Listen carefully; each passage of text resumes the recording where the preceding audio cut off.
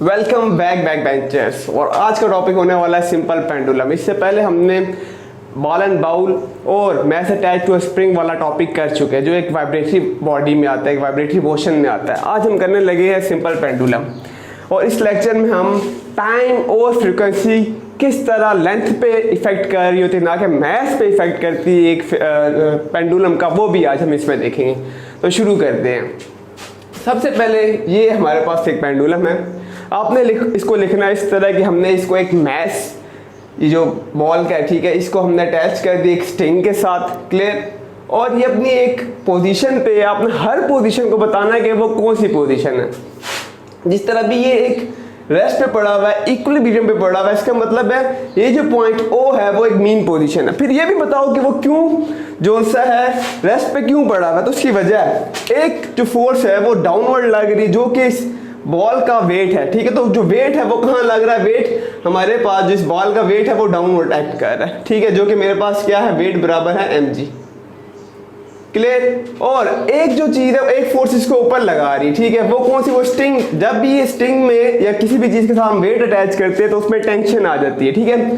तो एक force downward act कर रही है ड्यू टू वेट, और दूसरी जो होगी वो इसमें क्रिएट हो जाएगी टेंशन, जो कि इसको अपवर्ड खींच रही है। तो दोनों फोर्सेस, ये देखो टेंशन कहाँ है, टेंशन स्ट्रिंग के अपवर्ड है, ठीक है। यहाँ पे स्ट्रिंग के, हर स्ट्रिंग के अंदर क्या है, टेंशन है। यहाँ पे जब इधर जाएगी तब भी टेंशन होगी, यहाँ पे भी टेंशन है, और यहाँ पर भी टेंशन है। टेंशन का मतलब ये है कि इसने इसको थामे ऊपर रखा हुआ है, और एक फोर्स नीचे लग रही है, एक ऊपर लग रही है, दोनों आपस में कैंसिल आउट हो रही है। और ये जो बॉडी है, जो बॉल है मेरे पास, ये रेस्ट पे पड़ा हुआ है। Is it clear? Okay, good. अच्छा, फिर आपने ये बताना है, हमारे पास एक पोजीशन है पॉइंट P, जिसको हम बोलेंगे एक्सट्रीम पोजीशन, और ये मीन से होता है वह दोबारा जाएगा पॉइंट Q, वो भी कौन से पॉइंट को शो करा रहा है, वो भी एक एक्सट्रीम पोजीशन को शो करवा रहा है। और ये स्ट्रिंग की L जो है वो स्ट्रिंग की क्या बता रहा है, लेंथ बता देना है। तो ये सब आपने कंस्ट्रक्शन की हेडिंग में ये सारी चीजें आपने लिख देनी है, ठीक है। अब हम इसको, जो भी बॉडी, अगर एक वाइब्रेटरी बॉडी तब हो सकती है जब वो दो कंडीशन को फुलफिल करे, दो कंडीशन, जो कि हम बॉल एंड बाउल में भी देख चुके हैं और मैस अटैच टू स्प्रिंग के साथ भी देख चुके हैं। फर्स्ट कंडीशन क्या होती है कि F is equal to -x। ये भी बताओ कि F फोर्स है और x डिस्प्लेसमेंट है, और ये जो नेगेटिव साइन है ये रिस्टोरिंग फोर्स को शो करवा रहा है। x जो है डिस्प्लेसमेंट, कौन सा डिस्प्लेसमेंट, ये वाला डिस्प्लेसमेंट, मीन पोजीशन से एक्सट्रीम पोजीशन का यहाँ तक का जो हमारे पास ये जो डिस्प्लेसमेंट है, ठीक है। और फिर इस O से Q पॉइंट, ये वाला जो displacement, shortest distance between two point. तो ये जो x है, F is equal to -x और A is equal to -m। Acceleration जो है वो डायरेक्टली प्रोपोर्शनल है डिस्प्लेसमेंट के, और फोर्स भी डायरेक्टली प्रोपोर्शनल है डिस्प्लेसमेंट के। तो अगर तो ये दोनों ये कंडीशन फुलफिल करेगा तो हम कहेंगे कि ये जो बॉडी है ये एक वाइब्रेटरी बॉडी है, ये टू एंड फ्रो मूव कर रही है। Is it clear? ओके। अब हम मैथमेटिकली प्रूव करेंगे कि वाकई ही जो सिंपल पेंडुलम होता है वो इन दो कंडीशन को फुलफिल करेगा या नहीं करेगा। तो शुरू करते हैं। ओके, तो देखो यार, एक फोर्स लग रही है इसके नीचे, अगर ये बॉडी यहाँ पे चली जाती है, इसको मैं ये मैं बता चुका हूँ कि जो वेट है W is equal to mg, और ये इसके वेट की वजह से इस पे क्या लग रही है, फोर्स लग रही है। तो अगर मैं इसको पॉइंट P पे लेके जाऊंगा तो ये यहाँ पे आ रहा है, ठीक है। मीन पोजीशन क्या कर रहा है, फ्लो कर रहा है, ठीक है, यूं करके ये flow to and fro move कर रहा है, ठीक है। तो अगर मैं इसको जब यहाँ लेके जा रहा हूँ ना, इधर देखो, इसका वेट कहाँ लग रहा है, इसका वेट डाउनवर्ड एक्ट कर रहा है। जो वेट होता है वो वर्टिकली डाउनवर्ड ही एक्ट करेगा, ठीक है, वो नीचे एक्ट कर रहा है, ओके। और ये देखो W इज इक्वल टू, ये मैं लिख देता हूँ यहाँ पे mg, ठीक है। फिर क्या हो रहा है कि ये फोर्स इस साइड पे आ रही है, ठीक है, और एक फोर्स जो ये जो टेंशन में थी, एक तो डाउनवर्ड हो रही है, देखो एक फोर्स इस साइड पे जा रही है और एक इस साइड पे आ रही है, ठीक है, दो फोर्सेस लग रही है, और तीसरी ये mg वेट है जो कि डाउनवर्ड लग रही है।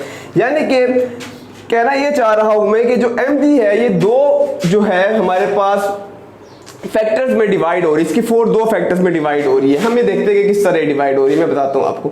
देखो यार, अगर ना ये एक बॉडी है, एक ऑब्जेक्ट है, और इसको एक बंदा यहाँ से यूं खींच रहा है, यहाँ पे कोई भी बंदा है और ये इसको क्या कर रहा है, यहाँ से खींच रहा है, ठीक है। और ये एक प्लेन सरफेस है। अब ये बॉडी क्या करेगी, यहाँ से यूं करके क्या करेगी, मूव करेगी, इस साइड पे मूव करेगी। लेकिन अब की बार इसको आप स्ट्रेट नहीं मूव करवा रहे, देखो ये स्लोप सा बन रहा है, तो जब स्लोप सा बन रहा होगा फोर्स इस तरह करके एक स्लोप टाइप से लग रही है, तो अब की बार क्या होगा, फोर्स दो हिस्सों में क्या हो जाएगी, डिवाइड हो जाएगी। एक एक्स कंपोनेंट पे डिवाइड हो जाएगी, ठीक है, और दूसरी किस कंपोनेंट पे डिवाइड हो जाएगी, वाई कंपोनेंट पे डिवाइड हो जाएगी, ठीक है, वाई एक्सिस पे डिवाइड हो जाएगी, दो कंपोनेंट पे डिवाइड होगी, एक्स और वाई। हम एक्स पे जो होता है कॉस थीटा लेते हैं, एक्स एक्सिस पे कॉस थीटा लेते हैं और वाई एक्सिस पे साइन थीटा लेते हैं। अगर आपको ये टॉपिक नहीं क्लियर तो आप 9th क्लास की रेजोल्यूशन ऑफ फोर्स वाला टॉपिक चौथे चैप्टर में हमने पढ़ा हुआ है कि किस तरह ये फोर्स दो हिस्सों में डिवाइड होती है। फिलहाल के लिए मैं सिर्फ सरसरी सा बता रहा हूँ कि जब भी यूं करके अगर एक डायगोनल टाइप की हम फोर्स लगा रहे होते तो वो दोनों हिस्सों में डिवाइड हो जाएगी, एक्स में और वाई में। एक्स पे कॉस लेते हैं, वाई पे साइन लेते हैं, और जहाँ पे ये एक्स एक्सिस होता है वहीं पर ही हमारा क्या बन रहा होता है, थीटा एंगल वहीं पे बनेगा जहाँ पे एक्स एक्सिस होता है। मतलब कि जो थीटा एंगल होगा ये यहाँ पे बनेगा, ठीक है, उस साइड पे नहीं बनेगा, परपेंडिकुलर पे नहीं बनता, बेस पे बनता है। क्लियर।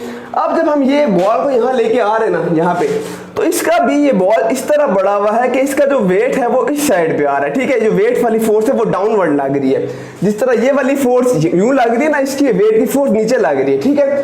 तो अगर ये वेट की फोर्स नीचे लग रही है और आपको इसके साथ इसको ना इमेजिन करो, और ये यहाँ पे इस तरह लग रही है ऑब्जेक्ट पे, तो कहाँ पे थीटा कहाँ बनेगा, बेस के साथ बनेगा। इसका मतलब ये हो जाएगा कि एक फोर्स जो सी है मेरे पास इस कंपोनेंट पे आ रही है, एक्स एक्सिस पे, ठीक है। और मैंने क्या कहा था कि जहाँ पे हमारे पास बेस होता है थीटा वहीं पे बनता है। तो देखो ये अगर बेस मेरे पास ये वो जो फोर्स है और ये इसके साथ यहाँ टच हो जाता है, तो ये क्या हो जाएगा, ये वाला जो कंपोनेंट है ये वाला, ये मेरे पास क्या कहलाएगा, ये मेरे पास बेस कहलाएगा, ठीक है। यानी ये एक्स एक्सिस हो गया मेरे पास, और एक्स पे हम क्या लेते हैं, कॉस थीटा लेते हैं, तो मैं यहाँ क्या ले लूंगा, कॉस थीटा। यहाँ तक बात आ गई, समझ गुड। अब जो दूसरा परपेंडिकुलर हिस्सा होता है वहां पे थीटा नहीं बन रहा होता, तो जाहिर सी बात है अब ये बॉल किस साइड पे जा रहा है, ये बॉल अपने मीन पोजीशन की तरफ जा रहा है, मीन पोजीशन की तरफ जा रहा है। तो जो मीन पोजीशन की तरफ जा रहा होगा इसका मतलब एक फोर्स, जो दूसरी फोर्स है मेरे पास वो इस साइड पे लग रही है, ऐसे करके, ऐसे ही है ना, ये देखो इस तरह करके लग रही है, ठीक है। ये कौन सा कंपोनेंट बन जाएगा, वाई कंपोनेंट बन जाएगा। मैं यहाँ पे लिख देता हूँ, तो ये मेरे पास कौन सा कंपोनेंट बन गया, वाई कंपोनेंट बन गया। दूसरा थीटा इस तरह भी आप लिख सकते हो, अगर यहाँ पे थीटा इस साइड बन रहा है ना, तो दूसरा थीटा एग्जैक्ट यहाँ पे ऐसे बनेगा, और जिस हिस्से के साथ थीटा बन रहा होगा वो बेस होगा। तो बेस पे हम क्या लेते हैं, कॉस थीटा लेते हैं, और यहाँ पे क्या लेंगे, इस साइड पे, गुड, रिमेनिंग साइन रह जाएगा, तो वाई एक्सिस पे हम क्या ले लेते हैं, साइन थीटा ले लेंगे। क्लियर हो गया। अच्छा, अब ये जो इस साइड पे क्या, ये पेंडुलम यूं करके इधर जा रहा है, देखो अगर मैं इसको छोड़ दूं तो उधर जा रहा है, इस साइड तो नहीं आ रहा ना, जो cos थीटा एक्स एक्सिस वाली साइड पे इस पे नहीं आ रहा, वो उधर y एक्सिस की तरफ जा रहा है, ठीक है। इसका मतलब हुआ यहाँ पर कोई भी फोर्स इस x एक्सिस पे नहीं लग रहा, सारा फोर्स कहाँ जा रहा है, वो आगे वाली साइड पे जा रहा है, ठीक है। इधर क्यों नहीं लग रहा, इधर की वजह है क्योंकि जो टेंशन है इसको ऊपर खींच रहा है और जो वेट है वो डाउनवर्ड खींच रहा है, दोनों क्या हो रहा है, कैंसिल हो रही है। यहाँ पे इसलिए भी नहीं जा रहा है क्योंकि कोई स्ट्रिंग में कोई इलास्टिसिटी नहीं है, लचक नहीं है कि जो पेंडुलम होगा वो यूं चला जाएगा, ठीक है। तो हमारे पास एक ही फोर्स रिमेनिंग जो कंपोनेंट रह जाता है फोर्स का, वो ये y एक्सिस वाला रह जाता है। तो दैट्स व्हाई हम साइन थीटा लेंगे और कॉस थीटा नहीं लेंगे। ये चीज याद रखनी, जहां थीटा बनेगा वो उसका बेस होगा और वो वहां पे कॉस थीटा होगा, गुड। दूसरा हिस्सा क्या हो जाएगा, साइन थीटा हो जाएगा। ये देखो कहां जा रहा है, साइन वाली तरफ जा रहा है, ठीक है। ये वाली बात आ गई समझ, गुड। अच्छा, मैं यहां लिख देता हूं कि पहले कॉस का बताना है, ठीक है, कि क्यों हम इसको नहीं ले रहे। तो ये इस तरह इसलिए नहीं ले रहे क्योंकि टी बराबर है हमारे पास mg cos थीटा, ठीक है। जो टेंशन है वो इसके साथ आ रही है, ठीक है, ये टेंशन cos थीटा की वजह के साथ आ रहा है, ठीक है। और हम इस हिस्से को कंपोनेंट को नहीं लेंगे, नेग्लेक्ट कर देंगे क्योंकि टेंशन जो है इसकी फोर्स को क्या कर रहा है, कैंसल आउट कर रहा है, तो हम इस हिस्से को नहीं लेंगे। बचा कौन सा हिस्सा, गुड। मेरे पास जो दूसरी फोर्स जनरेट हो रही है वो cos साइन थीटा की वजह से जनरेट हो रही है, तो मैं लिखूंगा F बराबर है, ठीक है, mg क्यों ले रहा हूँ कि वो mg उसका वेट है ना, और साथ कौन सी थीटा पे वो जा रही है हमारे पास, किस एंगल पे अब लग रहा है mg, जो फोर्स mg की वजह से जनरेट हो रहा है, वेट की वजह से जनरेट हो रहा है, और किस एक्सिस पे, y एक्सिस पे। तो y पे हम क्या लेते हैं, साइन थीटा, तो मैं यहाँ ले लूंगा साइन थीटा, ठीक है। यहाँ तक तो बहुत ही ये आसान है और आगे भी बहुत आसान होने वाला, उम्मीद करता हूँ यहाँ तक समझ आ गई है। अच्छा, इसके बाद अब हमें ना इस जगह पे और एक और चीज, यहाँ पे हम लेंगे नेगेटिव। अब की बार नेगेटिव क्यों ले रहा हूं मैं, देखो ना ये रीस्टोरिंग फोर्स को शो करा रहा है। जब भी एक बॉडी अगर एक्सट्रीम से वापस मीन की तरफ आ रही है, अपनी मीन पोजीशन की तरफ आ रही है, तो उसमें रिस्टोरिंग फोर्स होती है। तो ये नेगेटिव साइन यहाँ पे बताओ कि ये नेगेटिव साइन किसको बता रहा है, ये रिस्टोरिंग फोर्स को बता रहा है। ठीक है, बात आ गई समझ? Okay good. तो ये हमारे पास रिस्टोरिंग फोर्स बता रहा है। अब हमें चाहिए यहाँ पे ना ये साइन थीटा की वैल्यू चाहिए। ठीक है, मैं इसको रब करने लगा हूँ, जगह कम है, इसको लिख लो। अब हमें चाहिए साइन थीटा की वैल्यू, जो कि 1 सेकंड में निकल आएगी। अच्छा देखो, हमने ना ये पेंडुलम को ना इतना नहीं छेड़ना होता कि आप इसको उठा के ना यहाँ ले जाओ। अब यहाँ पर अगर ले जाओगे तो ये एक सर्कुलर उसमें आ जाता है। ठीक है, हमने इसको बहुत ही लाइट सा जो होता है ना, इसकी मीन पोजीशन बहुत थोड़ा सा लेके आना होता है।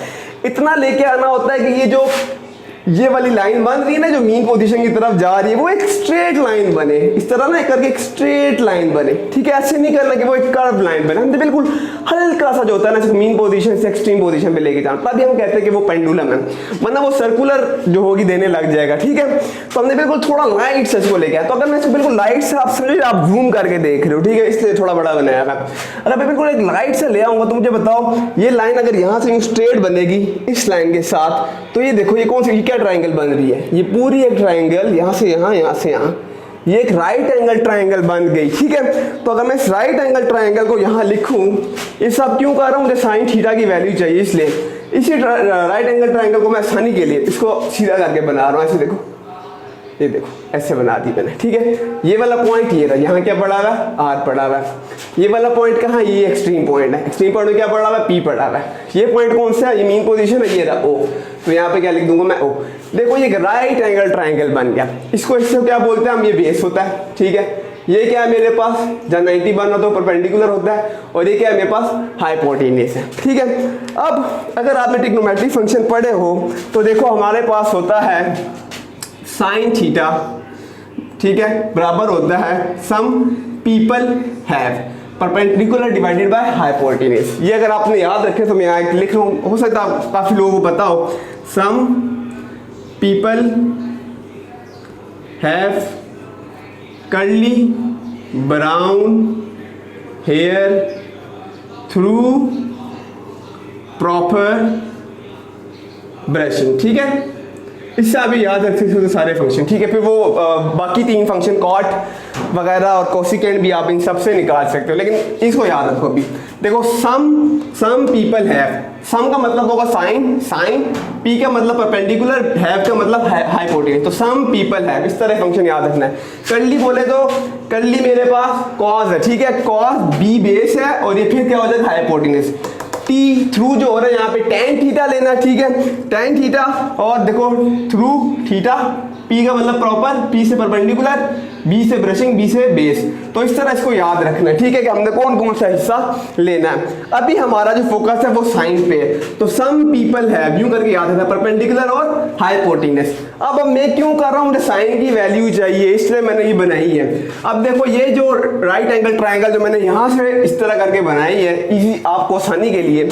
अब इसका परपेंडिकुलर कहाँ पड़ा हुआ है, ये वाला हिस्सा पड़ा है। अब और से देखो, ये हिस्सा क्या परपेंडिकुलर है, पी से ओ तक का पॉइंट, पी से ओ तक का पॉइंट क्या परपेंडिकुलर है, तो पी से ओ तक जो है उसको हम क्या बोलते हैं, वो उसका क्या डिस्प्लेसमेंट है। गुड, तो मैं कह सकता हूँ जो परपेंडिकुलर है किसके बराबर है, ये एक्स के बराबर हो गया। क्लियर। अच्छा, दूसरा मेरे पास क्या पड़ा हुआ है यहाँ पे, गौर से देखो, हाइपोटेन्यूस है, ये हाइपोटेन्यूस। तो हाइपोटेन्यूस क्या है, ये देखो, ये जो एल है, ये एल, ये देखो ये इधर आया हुआ है ना, देखो पी से आर या आर से पी तक, देखो आर से पी तक, आर से पी तक क्या है, वो एल है। तो मेरी हाइपोटेन्यूस किसके बराबर है, एल के बराबर है। इसमें क्या मुश्किल है यार, इंतहाई मेरा फेवरेट और इजी टॉपिक, और इंशाल्लाह आपको समझ आ रही है, मैं यही उम्मीद करता हूँ। फिर भी कोई क्वेश्चन है पूछो।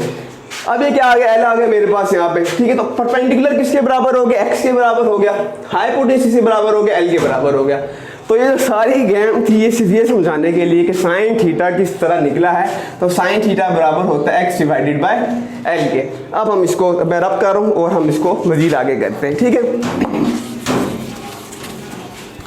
अब इससे पहले मैंने क्या बात कही थी कि हमारे पास वो फोर्स क्या निकल आई थी। देखो फोर्स मेरे पास यहाँ मैं लिख रहा हूँ, फोर्स जो निकली थी ना मेरे पास minus m g sine theta, और साइन थीटा मेरे पास ये निकल आया। तो अगर मैं ये इसमें पुट करूंगा, ये वाली वैल्यू इसके अंदर पुट करूंगा, तो मेरे पास ये चीज़ किसके बराबर आ जाएगी, फोर्स बराबर आ जाएगी माइनस mg, और ये x p और h किसके बराबर हो गया, x और l के, तो यहाँ पे क्या आ जाएगा x और l आ जाएगा। ठीक है, ये मेरे पास एक फोर्स निकल आई। अब मैं दूसरी फोर्स निकालता हूँ Newton second law of motion से। हमें पता है कि F इज इक्वल टू किसके बराबर होता है, ma के बराबर होता है। ठीक है, अब ये मेरे पास इक्वेशन 2 होगी, ये इक्वेशन 1 होगी। दोनों को करने का टाइम आ गया कंपेयर। जब ये कंपेयर होता है वो सबसे इजी जो होता है ना टास्क होता है कंपेयरिंग करना। और कंपेयर में अब की बार इसलिए कर रहा हूँ बच्चों ताकि मेरे पास सेकंड कंडीशन फुलफिल हो जाए। फर्स्ट ऑलमोस्ट फुल हो चुकी है, और फर्स्ट कैसे फुल हुई है एक मिनट पहले मैं वो भी बताता चलूँ। फर्स्ट था F equal to minus x, यानी कि डिस्प्लेसमेंट के जो हो रिस्टोरिंग फोर्स लग रही है। इधर देखो ये जो मेरे पास फर्स्ट थी, ये जो मैस है ये कांस्टेंट वैल्यू है, क्लियर। ग्रेविटी क्या रहेगी, कांस्टेंट वैल्यू रहेगी। क्या थ्रू आउट द एक्सपेरिमेंट ये लेंथ चेंज हो जाएगी, नहीं चेंज होगी। तो ये L क्या रहेगा, L भी मेरे पास क्या है, कांस्टेंट रहेगा। तो ये कांस्टेंट, ये कांस्टेंट, ये पीछे क्या बचा, पीछे बच जाएगा मेरे पास F is equal to minus x. तो पहली कंडीशन फुलफिल होगी ना। अब क्या करनी है, दूसरी कंडीशन। दूसरी कंडीशन के लिए हम Newton second law of motion ले लेंगे, F is equal to ma, ठीक है। और F is equal to ma और ये वाली इक्वेशन, इन दोनों को कंपेयर करके हमने अभी सेकंड कंडीशन क्या करनी है, अपनी फुलफिल करनी। तभी हम कहेंगे ये एक सिंपल हार्मोनिक जो है हमारे पास एक सिग्नल पेंडुलम है, और ये क्या कर रहा है, ऑसिलेट कर रहा है, टू एंड फ्रो मूव कर रहा है मीन पोजीशन के, अदरवाइज ये नहीं होगा। अच्छा, इन दोनों का मैं करने लगा हूँ कंपेयर। तो देखो ma इक्वल हो जाएगा mg minus mg x divided by l, clear, good. अब देखो ये m यहाँ क्या हो रहा है, मल्टीप्लाई, उधर जाके डिवाइड होगा, m क्या हो जाएंगे, कैंसिल आउट हो जाएगा। पीछे क्या रहेगा मेरे पास, a is equal to minus x divided by l, और ये g भी यहाँ पे आ जाएगा, क्लियर। क्या लेंथ चेंज हो रही है पेंडुलम की, क्या ये बढ़ रहा है खुद ब खुद, नहीं बढ़ रहा। L क्या है यहाँ पे, L एक कांस्टेंट वैल्यू है मेरे पास, L क्या है, कांस्टेंट है। कांस्टेंट का मतलब इनके सेम है। क्या ग्रेविटी चेंज होगी अचानक से, क्या मैं अचानक से मरीज चला गया, क्या अचानक से मैं चांद चला गया वो तो चेंज हो जाएगी, नहीं चेंज होगी, सेम रहेगी। तो ग्रेविटी भी क्या है मेरे पास, ये भी सेम है, ठीक है। पीछे क्या रह गया, x, वो चेंज हो रहा है, वो देखो ना। अब की बात ये देखो, इतना था, आहिस्ता आहिस्ता क्या हो रहा है, वो कम हो रहा है, कम हो रहा है, कम हो रहा है। x में क्या आ रहा है, चेंज आ रहा है। तो यही तो हमने निकालना था, a is equal to minus x. तो क्या सेकंड कंडीशन फुलफिल होगी, बिल्कुल फुलफिल होगी, ठीक है। तो दोनों कंडीशन फुलफिल हो चुकी। अब हम अपना नेक्स्ट जो टॉपिक है वो टाइम एंड फ्रीक्वेंसी करने लगे, कि किस तरह टाइम और फ्रीक्वेंसी का जो होता है, लेंथ पे जो होता है इफेक्ट होता है। मेरे पास दो पेंडुलम है और अब हम दोनों पेंडुलम के साथ इसको करने लगे, ठीक है। मैं इसको रब करने लगूँ, लिख रहा है तो लिख लीजिए, ओके। पहले हम मैथमेटिकली करके देखेंगे, ठीक है, और उसके बाद हम एक्सपेरिमेंटली करके देखेंगे। देखो मेरे पास एक ये वाला पेंडुलम है और एक ये वाला है। हमने थोड़ा सा इसको जगोड़ करके बस रख दिया, क्योंकि कल मैं कर रहा था लेकिन कल जो था ना ये बोर्ड के साथ टकरा रहे थे, तो अभी मैंने ये लगाया इसके साथ, तो थोड़ा आगे आ जाएंगे, ठीक है। अच्छा, ओके, पहला मैथमेटिकली करके देखते हैं कि टाइम किस पे डिपेंड कर रहा है और फ्रीक्वेंसी किस पे डिपेंड कर रहा है, सिंपल पेंडुलम का, ठीक है। तो हमारा जो भी वाला टॉपिक है वो क्या है, टाइम पीरियड 1.0 इसका सब टॉपिक है, वो है क्या है, time period and frequency. Time period and frequency किस में निकाल रहे हैं, इन सिंपल पेंडुलम, ठीक है, ऑफ सिंपल, जगह छोटी यार, पेंडुलम, ठीक हो गया, ओके। तो हम टाइम पीरियड और फ्रीक्वेंसी निकालने लगे सिंपल पेंडुलम की, ठीक है। अच्छा, हमें पता है कि देखो ए जो होता है, ए फॉर एंगुलर एक्सीलरेशन हमारे पास ए बराबर होता है माइनस ओमेगा स्क्वायर एक्स, जबकि ये ओमेगा जो होता है, ओमेगा बराबर होता है 2 पाई एफ के, ठीक है। और एफ किसके बराबर होता है, एफ बराबर होता है 1/t के। अगर मैं इसके अंदर ये 1/t पुट कर दूं तो ये मेरे पास क्या बन जाएगा, 2 पाई डिवाइडेड बाय t, ठीक होगा। अब ये मैं उठा के यहाँ डाल दूंगा, ओमेगा स्क्वायर के अंदर ये वैल्यू डाल दूंगा, तो देखो a is equal to minus, ठीक है, स्क्वायर, ओमेगा के अंदर क्या आ जाएगा 2 पाई डिवाइडेड बाय t, और बाहर क्या आ जाएगा x। इसको मैं खोल लेता हूँ, a is equal to minus 4 pi square t square, और साथ क्या आ जाएगा x, क्लियर। अच्छा, बोर्ड जगह कम है, आगे मुझे रब करना पड़ेगा। अच्छा, ये आ गई एक्सेलरेशन, और अब हमने एक एक्सेलरेशन खुद जो भी ड्राइव की थी वो किसके बराबर आ रही थी, वो बराबर था a बराबर था मेरे पास minus x g divided by l. ठीक हो गया, हमारे पास ये निकल आई थी। क्लियर। अच्छा, अब हमने इसको और इसको क्या करेंगे, कंपेयर करेंगे, और कंपेयर करने के बाद हमारे पास, हम क्यों कंपेयर कर रहे हैं, ताकि मेरे पास टी की वैल्यू आ जाए। ठीक है, इन दोनों को कंपेयर करने लगा हूं मैं यहाँ पर। अब देखो minus x g divided by l equal, ये वाला लिखे, अब ये वाला लिख दूंगा 4 pi square divided by t square x. मुझे क्या चाहिए यहाँ पे, मुझे एक्स, मुझे यहाँ क्या चाहिए, मुझे यहाँ टी की वैल्यू चाहिए। ठीक है, तो मैं यहाँ पे टी की वैल्यू निकालूंगा। ठीक हो गया। अच्छा देखते जाओ, एक्स यहाँ मल्टीप्लाई हो रहा है, वहां डिवाइड होगा, तो एक्स एक्स क्या हो जाएंगे, कैंसल आउट हो जाएगा। ठीक है, टी स्क्वायर यहाँ डिवाइड हो रहा है, ऊपर जाके क्या हो जाएगा, मल्टीप्लाई हो जाएगा। ठीक है, इस तरह करके। एल नीचे क्या हो रहा है, डिवाइड हो रहा है, वो उधर जाके क्या हो जाएगा, यहाँ पे देखो डिवाइड हो रहा है, उधर जाके क्या हो जाएगा, मल्टीप्लाई हो जाएगा। ठीक है, ये देखो एल यहाँ आ गया, और जी यहाँ पे मल्टीप्लाई हो रहा है, वो नीचे जाके क्या हो जाएगा, डिवाइड हो जाएगा। ये सिंपल मैथ हो रही है, कुछ खास इसमें वो नहीं जो मैं बताऊं। ठीक है, अब मुझे टी स्क्वायर नहीं चाहिए, मुझे सिर्फ और सिर्फ क्या चाहिए, टी की वैल्यू चाहिए बच्चों, टी की वैल्यू चाहिए। टी की तो वैल्यू निकाल ली, क्या निकाल रहे, टाइम पीरियड फ्रीक्वेंसी तो निकाल रहे। अच्छा, तो मैं यहाँ पे क्या ले लूंगा, taking square root on both side. तो स्क्वायर रूट की पावर कितनी होती है, 1/2, उसकी वजह से ये 2 इससे कैंसिल हो जाएगा, पाई का स्क्वायर भी कैंसिल हो जाएगा, और 2 का जो स्क्वायर रूट होता है वो 2, 4 का जो स्क्वायर रूट होता है वो 2 होता है। तो मेरे पास क्या बच जाएगा, टी इज इक्वल टू, यहाँ पे क्या आ जाएगा, 2 पाई स्क्वायर रूट से बाहर आ जाएगा, और अंदर क्या रह जाएगा, अंदर रह जाएगा एल इंटू डिवाइडेड बाय जी रह जाएगा। क्लियर हो गया। अब यहां से गौर से देखो, क्या इस फार्मूले में कहीं पे मैथ्स पड़ा हुआ है, कहीं मैथ्स का जिक्र आ रहा है इस फार्मूले में, कहीं पे इस पे आ रहा है मैथ्स का जिक्र नहीं आ रहा, इस पे एल आ रहा है और जी आ रहा है। मतलब कि जो टाइम है वो डिपेंड कर रहा है लेंथ पे और ग्रेविटी पे इफेक्ट करेगा।